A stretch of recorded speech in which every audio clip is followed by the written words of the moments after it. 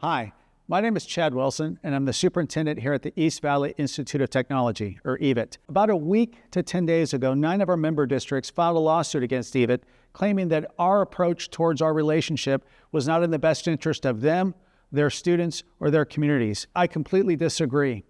In fact, I disagree on a number of things that have been communicated since that time about the rationale for the lawsuit. It's important to me that you hear from EVIT's perspective on why we're doing what we're doing, but also what is not factually correct in our opinion that's being shared. Before I talk about that, though, I would like to thank Mesa Public Schools, Scottsdale Unified School District, and American Leadership Academy for having the courage to sit down with EVIT and look for and create and agree to an intergovernmental agreement that's in the best interest of their students and their communities. That wasn't an easy thing for you to do, but I appreciate you doing it. When the lawsuit was filed against EVIT, some communication was sent out by our member districts about why they filed the lawsuit, and there was 3 areas they cited that actually were the rationale or the genesis for the lawsuit. First is probably the most troubling to me, to be honest with you. The first is EVIT's intention to reduce or eliminate CTE opportunity in the East Valley. That is not true. In fact, we've said repeatedly, our goal is to increase CTE opportunity in the East Valley, not just at the Central Campus, but also at the satellite campus as well. I've said repeatedly, the EVIT Governing Board has said repeatedly that we recognize that there is no possible way that every single student in the East Valley could come to one of our central campuses, which means we have to have quality CTE programming at the satellite level. So this idea that EVIT's intention is to reduce programming is not true. In fact, the idea is to increase programs, but increase programs with better outcomes.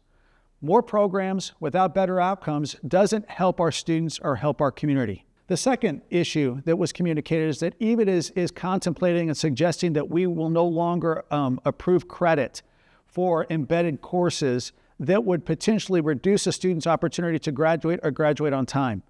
EVIT's never said that, ever.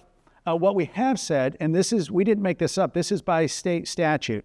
In order to get an embedded credit in one of our courses, you have to complete the program. Because if you don't complete the program, then you're just using the course that you got the embedded credit in as a core class, not as a CTE class. So that means this, that if you're going to be in an agricultural science course and you're going to earn a science credit, in order for that science credit to count towards graduation, you got to take all 3 sequences of that program. Again, we didn't make that up. That's by statute.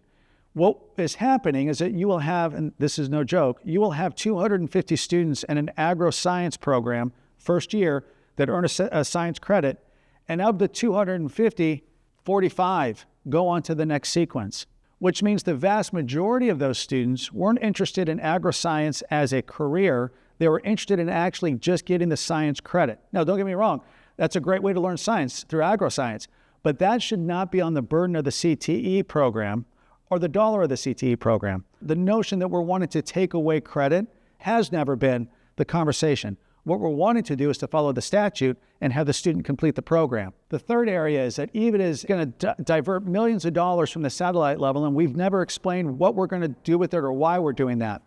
Again, that's not true. We've said multiple times what we're going to use the funding for. And I'll tell you real simply what we're going to use it for. The more we're going to have to be responsible for monitoring the programs, for helping the programs become compliant, for supporting the programs, that's going to require us to have additional support. And that additional support has a cost associated to it. That will cost more.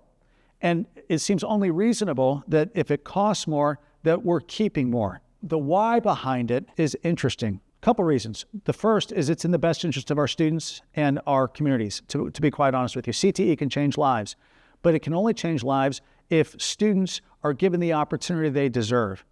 If it's a general elective course, it's a good course, but it's not the kind of course that will change the life. And so we believe we have the ability to lean in, support, and help all of CTE in the East Valley do better.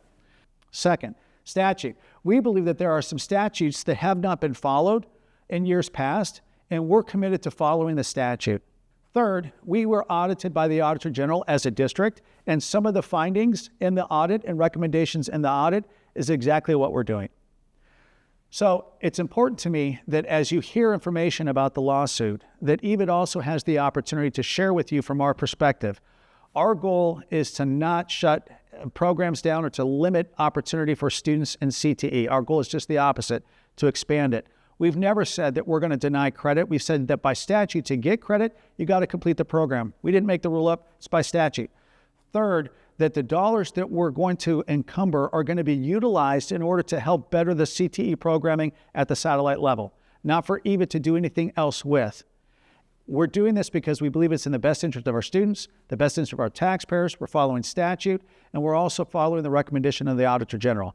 I've had several parents reach out to me and say, Chad, what can I do to help? Truth of the matter is that you as a parent are the biggest advocate for what is occurring in our communities. If you take issue with some of the stuff that EVIT's doing, I encourage you to reach out to me. I'm a pretty easy person to reach out to.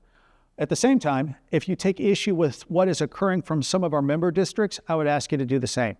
EVIT believes that we have the ability collectively to sit down with each individual district and craft an IGA that's in the best interest of their district. I'm hopeful that those districts will take me up on that offer and we don't wind up spending dollars in the courthouse that should be in the classroom. And if you'd like to reach out to me, please don't hesitate. I'm pretty easy to get to. My email is cwilson, CWILSON, @evit.edu.